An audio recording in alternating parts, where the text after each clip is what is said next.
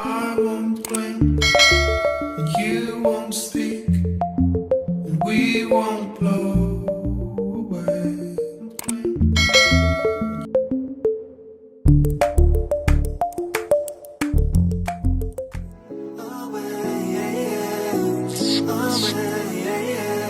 Baby, don't just like me to mess up a good thing.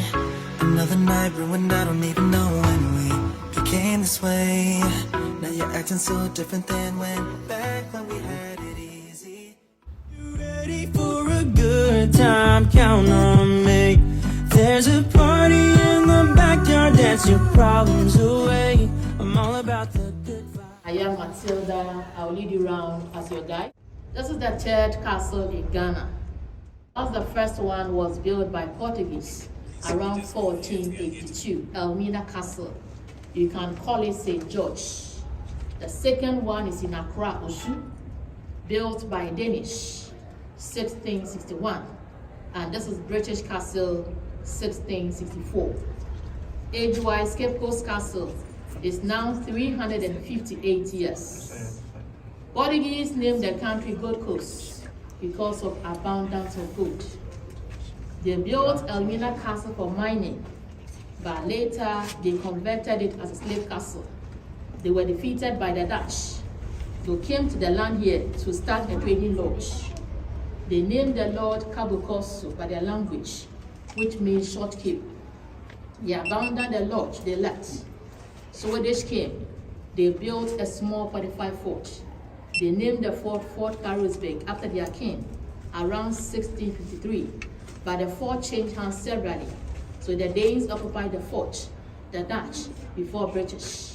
Now the castle as it stands now, addition, demolition, it was built over a period of 300 years. Materials used were bent bricks, marble stones, oyster shells, lime powder, but no cement. So some of the materials were imported, whilst others were made locally. They used cheap African labor for its construction. Whilst Portuguese was built for mining, they built that place for mining, Portuguese. And this place was built by British, mainly for transatlantic slave trade. So the discussion will be based on that. It all started when the New World was discovered. They were then looking for strong and healthy people to work in. So some of the enslaved Africans were captured through intertribal conflict. Some were seen as wrongdoers, some were debtors, but many of them didn't commit any crime.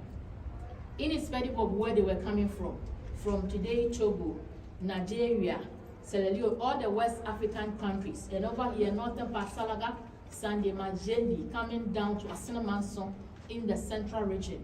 That is where most of the enslaved Africans had a last shower for them to look nice, attractive, before they walk from there to the castle with the middlemen. When they arrive, the first point of call is the second floor. We call that place Palaver Hall, which means to talk, to bargain. That was where they were examined. They exchanged them not for money, but for guns, gunpowder, looking mirror, and other European commodities. After the examination, they were separated into the dungeons. But for easy identification, branded irons were placed in the fire, then hot metal, they stamped them with their initials. So this is the male dungeon for 1,000. We have the female dungeon on the other side.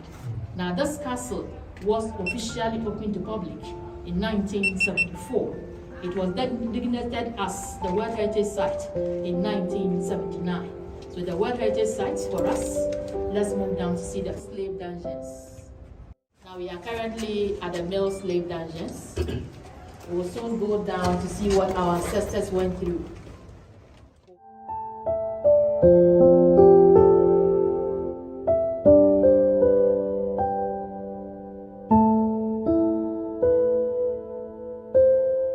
Female slave dungeons. Let's go in.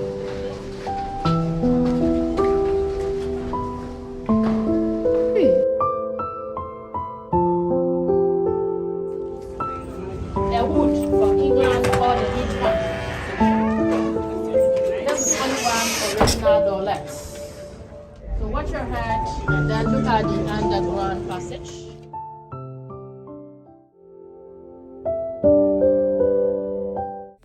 You've got two heavy hearts is not a lot. I will put out all of the fire. We stumble and fall. Now these cannons, as you are looking at them, they were all movable initially. So when you insert the balls in here, there's an opening here. There's this place for gunpowder, you lit match, which will drive the balls to destroy the ships. But now they are standstill, but they are still original cannons and cannonballs. No more fight, so we don't use this anymore.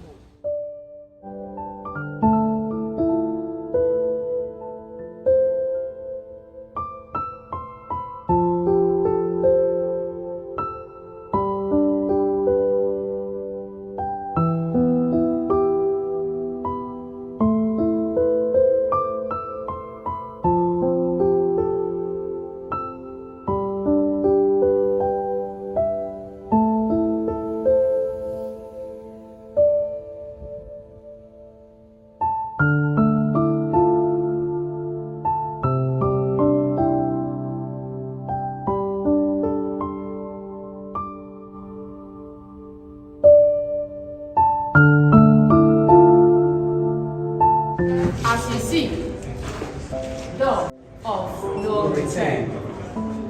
It wasn't a very big door like this that all of us who walked through. This door was enlarged. So please come with me. Let's see the side. At the shore, they made them descend the original staircase. They were loaded into small boats, which were similar like the canoes around. They rearranged them into the shapes over there. As you have been seeing pictures around in the ship, you don't sit, but rather they pack them like that on top of each other. Officers, as they are going and coming in, because this was very small, they don't use this, but they prefer using this for they are going and coming in. The ships comes here in the evening or in the night, and in those days no light. They don't want anyone to see, anyone to hear, because some were living, they were crying, they were screaming. Behind the same door, let's all turn and face the side and see what is written there. Behind this, it is now the door of return. So this sign that you have there, let's come closer please. We are returning. So it doesn't mean that some of you return alive to the place. The name changed from door of no return to return. I get so caught up in the middle, thinking of drowning in those blue eyes. I'm losing sight 'cause I am falling. I'm so deep down, and it's not a lie that I die. I can't hide.